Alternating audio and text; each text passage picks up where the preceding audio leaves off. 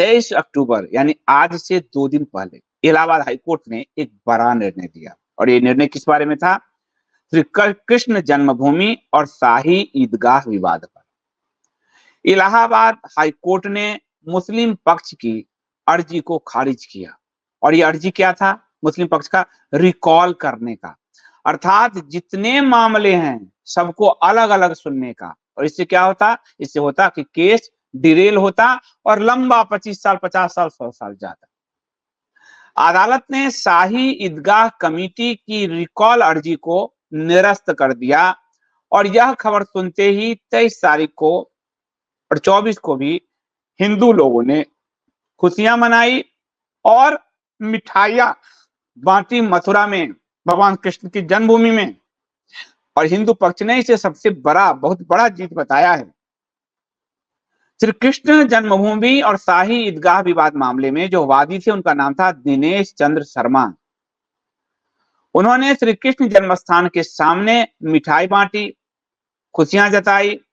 जब लोगों ने पूछा आप किस बारे में मिठाई बांट रहे हैं, तो उन्होंने कहा कि इलाहाबाद हाईकोर्ट ने एक अहम निर्णय दिया है जिसमें सभी मुकदमों को एक साथ सुनवाई के लिए आदेश दिया है। जितने भी मुकदमे क्लब होके एक साथ ही सुनवाई होगी, जिस पर मुस्लिम पक्ष ने उस आदेश को रिकॉल करने के लिए कोर्ट में आवेदन दिया था।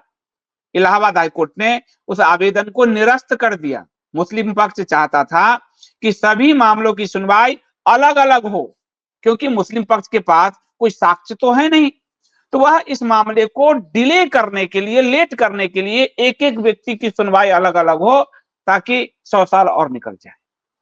इसको इलाहाबाद हाईकोर्ट ने उनके आवेदन को खारिज करके इनके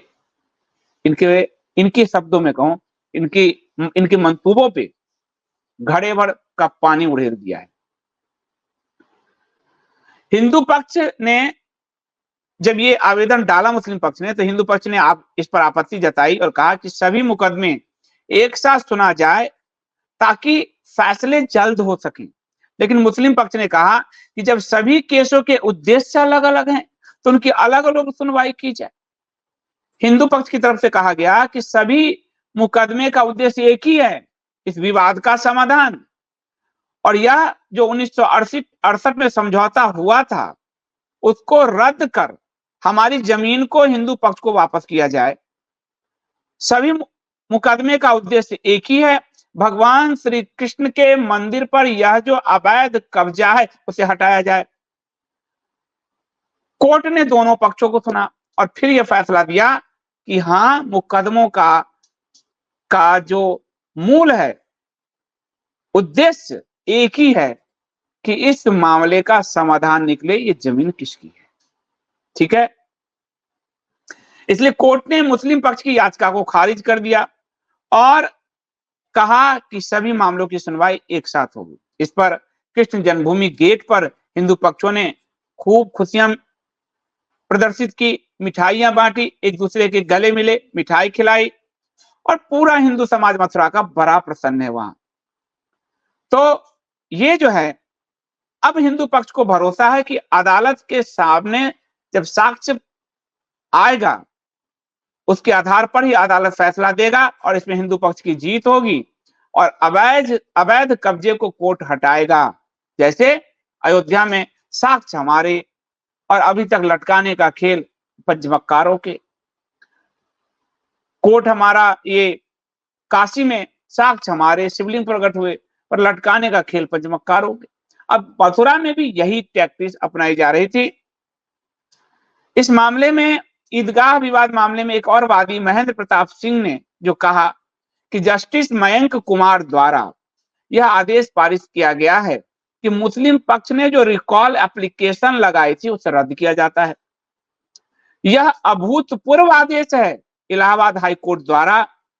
यह जीत सत्य की है और हम आरंभ से कह रहे थे कि शाही ईदगाह पक्ष के लोग और सुन्नी वक्फ बोर्ड के लोग जानबूझकर इस मामले को लटकाने के उद्देश्य से बार बार आवेदन पत्र लगा रहे हैं, आवेदन डाल रहे हैं। यही उद्देश्य इस मैटर में भी था कि इसको डिले करो। अदालत के इस आदेश का हिंदू पक्ष स्वागत करता है और यह बड़ी जीत है। अब 6 नवंबर की इसमें तारीख निश्चित की गई है, 6 नवंबर को इस पर अगली सुनवाई होगी। आपको ज्ञात हो, यानी गौरतलब है कि इससे पहले 14 दिसंबर 2023 को इलाहाबाद उच्च न्यायालय ने श्री कृष्ण जन्मभूमि शाही ईदगाह मामले में कोर्ट की निगरानी में सर्वे कराने की मांग जो थी हिंदू पक्ष की, वो स्वीकार की थी। उस पर भी मुस्लिम पक्ष बहुत आग बबूला हुआ था, क्योंकि नहीं ये सर्वे चाहते, न इनके पास कोई साक्ष्य है, ये सिर्फ अपने बाहुबल का उपयोग करके हिंदू मंदिरों पर कब्जा करना चाहते हैं। ये औरंगजेब का शासन समझते हैं, और वो इसलिए समझते हैं क्योंकि भारत का जो पॉलिटिकल वर्ग है, कोई भी पार्टी का हो, XYZ, वह इनके दबाव में रहता है हमेशा, वोट के लिए या फिर इंटरनेशनल छवि के लिए, और उसका ये फायदा उठाकर हिंदुओं का ही गला दबाते हैं। लेकिन कोर्ट ने कई बार हिंदुओं के इस गले को, इस दबाव से बाहर निकाला है। राम जन्मभूमि का मामला आपके समक्ष है।